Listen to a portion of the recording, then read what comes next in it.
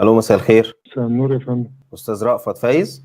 تحت امرك. اشكرك. مع حضرتك يا فندم برنامج كريزو بالانجيل، احنا على اليوتيوب على الهوا. كان عندي سؤال بس لو امكن، انا كنت جايب رقم حضرتك من موقع الدليل القبطي. اتفضل. هو انا كنت قريت في نص ان المسيح بيقول ان هو نبي، او بيتقال عنه ان هو نبي. هل المسيح نبي؟ ان الكلام ده حضرتك انا ماليش علاقه بيه، حضرتك بتسالني ليه؟ هو مش حضرتك دياكون في الكنيسة؟ هو حضرتك برايفت نمبر ليه؟ ايه المشكلة فيه إيه يعني؟ طب يا فندم، لا الاجابات دي مش عندنا.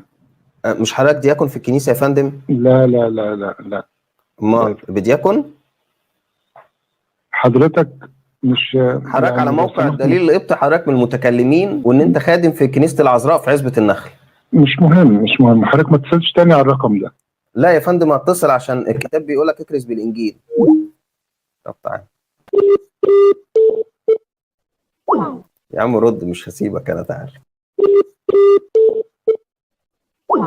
ما هو اصل انت هتعمل ايه اذا كان راس الكنايس بتاعت عزبة النخل والمرج كلها ما عرفش يرد عليا وتهرب من الرد؟ بعد ما رد عليا وانا رديت عليه هو سكت، ما بقاش موجود، فص ملح وداب.